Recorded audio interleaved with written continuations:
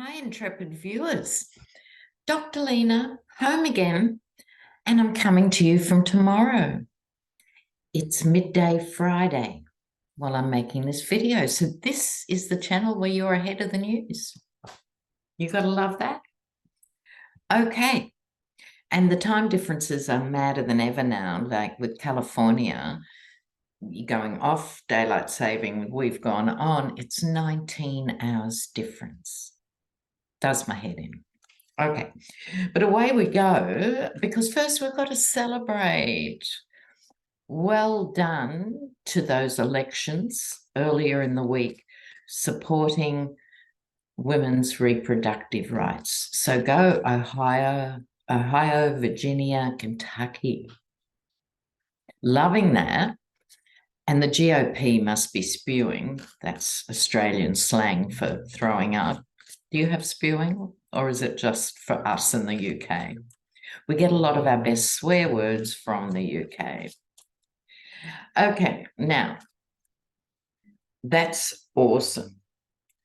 Now, another news, Elon Musk. Oh, you just relax and there he is in the news again.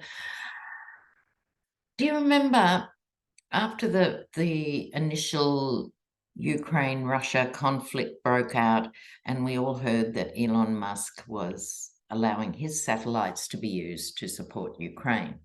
And I remember thinking for a minute, oh, well, at least he's done something decent.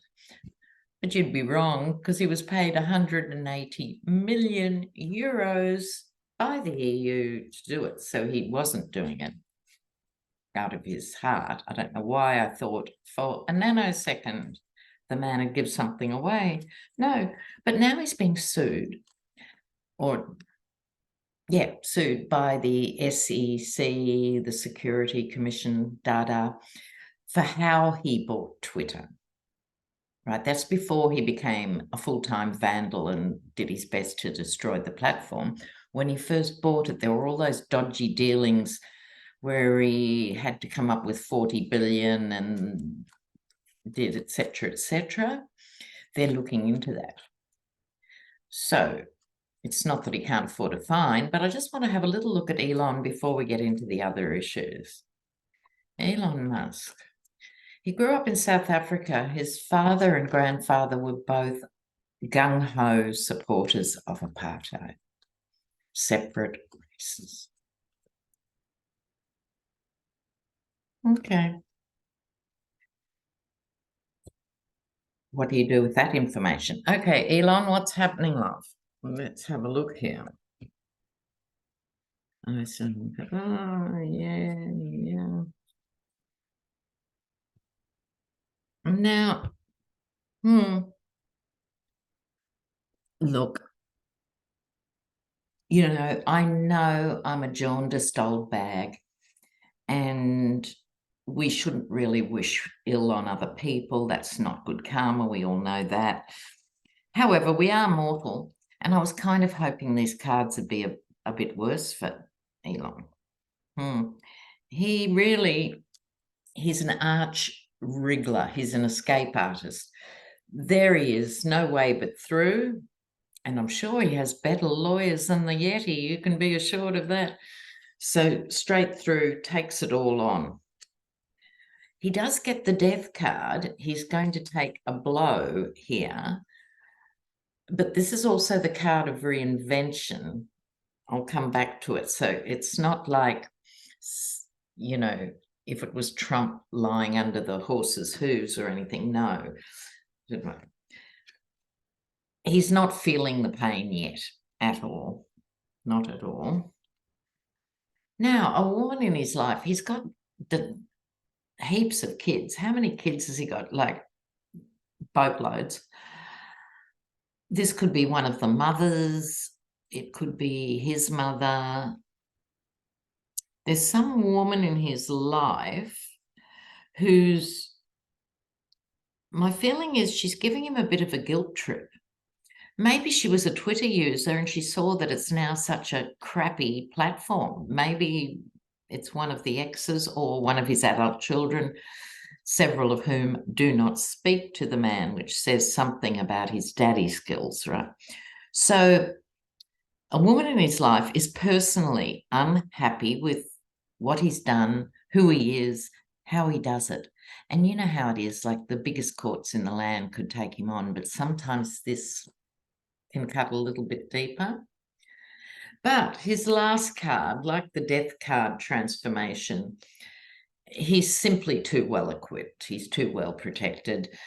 He could lose this court case and not feel the pain. Oh, never mind. Okay, moving on from Elon.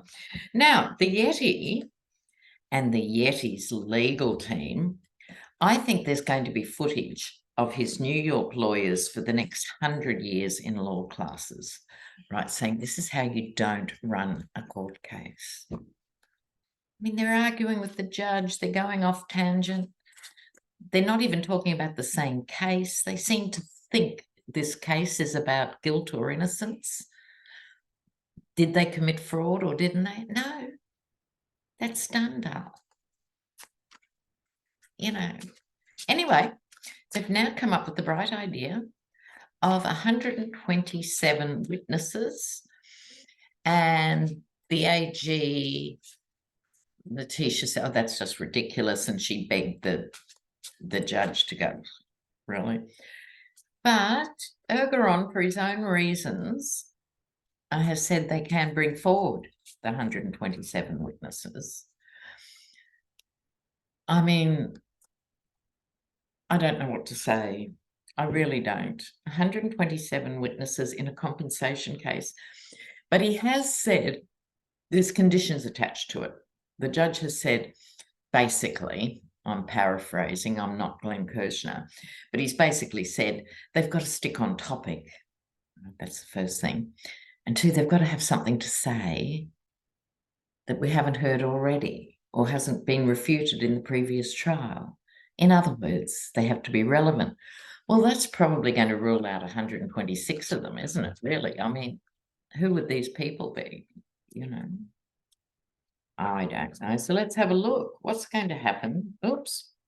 And I've chosen to use the circus cards for this because this trial in New York is such a circus. So let's have a look with this massive lineup of witnesses. You know, who are these people? You know, probably a valet who washed the Yeti's car once or something. I mean, okay, let's have a look. So this is general. Will it have any impact on the case? Will it just be so boring we'll give up the will to live while they speak? What's going to happen?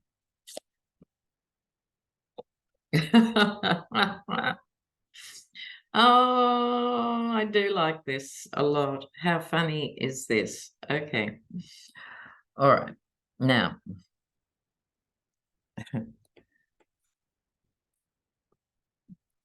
the Eight of Pentacles, working hard, you know, adding to your case, you know, brick by brick, pentacle by pentacle, going forward. But really, they're flying by the seat of their pants. In the tradition, I think one or more of these witnesses is going to say stuff, and because they're going to be cross-examined. What are they thinking? They're actually going to put yet another nail in the Yeti coffin. Ivanka did her best, despite the Botox not showing any emotion. I think she was quite emotional and tense giving her testimony.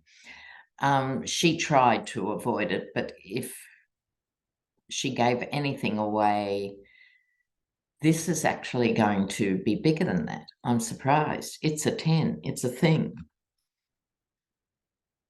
And he will swing on out. This, I think, is the Yeti. This is the witnesses. This is the Yeti. So see the similarities. So this almost looks like Giuliani a few years ago. But it'll be more of the same in the sense that he'll say, you see, nothing to see here, la, la, la, la, la.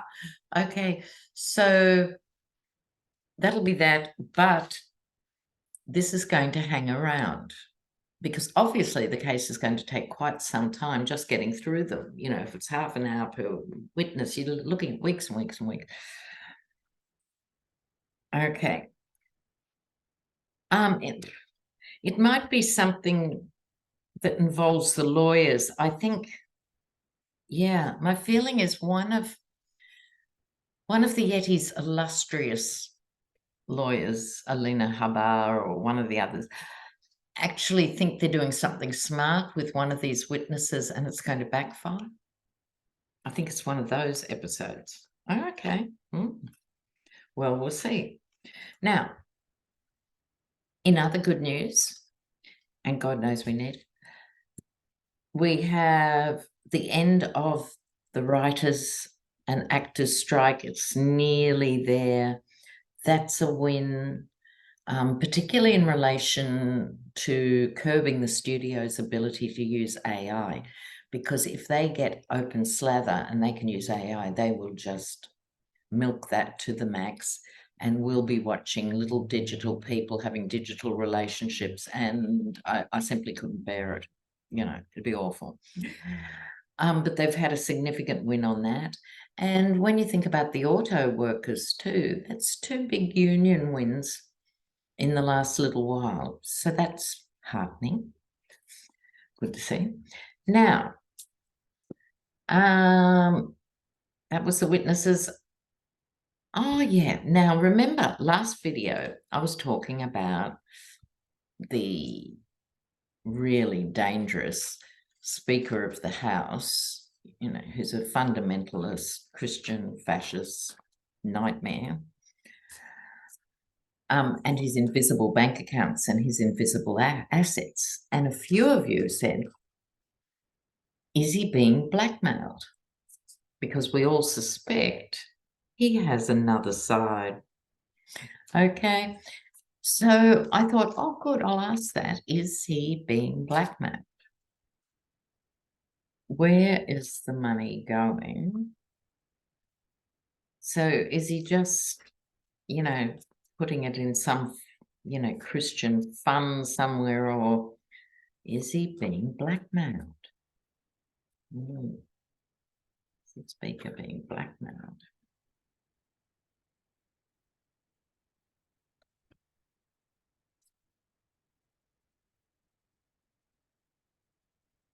Well, these are the Russian cards, by the way. They're fabulous. I haven't used them for ages. And they're good for sinister people. He gets the world, which is several things. It's the completion of something major. It could be the end of his speaker career coming up, or it's people watching, including people like myself from around the world, are watching this pantomime unfold in installments. But it's big. This story is bigger than we thought. 3 of Swords, I think this could be the wifelet.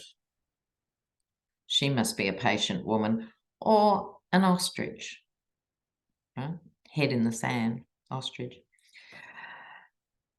About this, because I think something is going to come out. I'm not getting full-on blackmail cards, but there's a suggestion of it, that there's some evidence in the cauldron.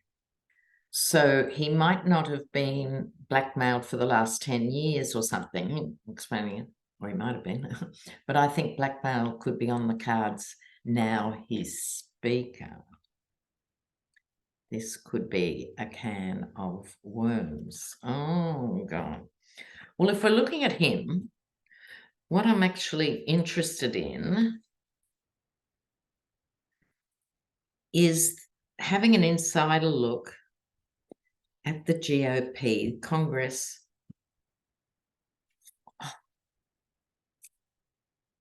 And then we'll ask the fateful question, will Trump be the nominee? But first of all, I want to have a look at this.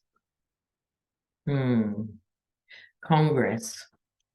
Whoops, what fell out? Ah, ha, ha. Okay, still using the Russian cards because may as well.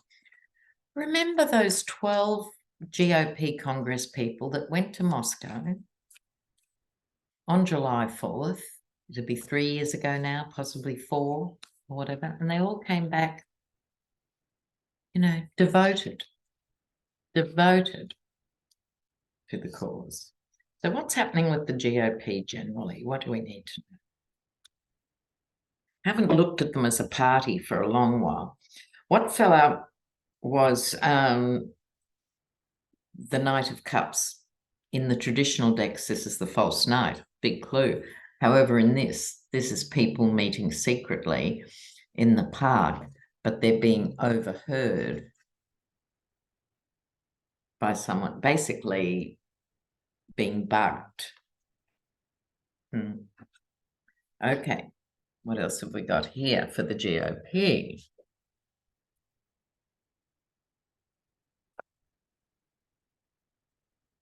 Oh, there's Giuliani and an underage girl. Oh, who said that, Lena? Okay. All right. Yeah. Okay. So at the moment,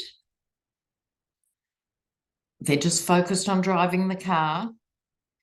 And I think what's left of, let's say, the traditional GOP, none of whom were particularly nice people anyway, but they look like, you know, angel wings compared with the new lot.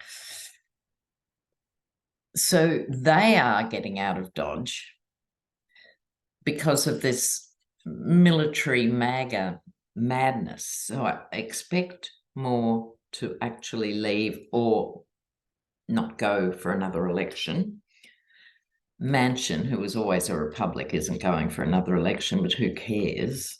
Okay, back to the GOP, back to Congress. What's going on in the House? If you notice in these cards, you've always got someone in the background, right? In this case, the waiter in the background. And I think this could represent one of the old guard like McConnell or someone like that. The young board escort. It's like the old guard are trying to do things how they always did it. And it's not working with this militancy. So then we have the Page of Swords. This is someone whistleblowing to a journalist about the dynamics behind the scene. Something will be revealed that they want covered up. See, this is the 12 Chairs Tarot. It's all about the chairs, what's in the chairs, hiding what's in the chairs. You see this figure walking past the window, thinks, if I just put the chair up, no one can see me. And this is the vibe of this whole spread. They think no one's watching, but people are watching. They are watching. And I think there's a few more than maybe 6 months ago who are really uncomfortable. They've been through the speaker cycles and stuff. They're not game to speak out publicly, but they're meeting secretly to let the stories out. Okay. Now, my final question for today is, after all these debates and this and that, will the Yeti still be the nominee? Do you see Nikki Haley calling the other guy scum, right, for mentioning her daughter? This language, it started, remember, with Newt Gingrich, this real rudeness. And now, even if she had a point, and how does any of them stand up and say, don't talk about my children, and look at what they've done to Hunter Biden? You know, like, the hypocrisy is mind-blowing, absolutely mind-blowing. So, which cards will I use for this? I think I might just go back to the traditional one world here. At the end of all this, will Trump be the nominee? Nikki Haley is making ground. None of the men are. And she's always worried me. Okay. Will Trump be the nominee? Will he be the nominee?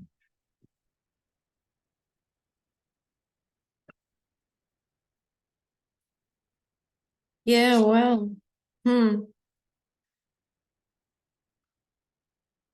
yeah, not surprising, I guess. So, King of Pentacles, it's all about me.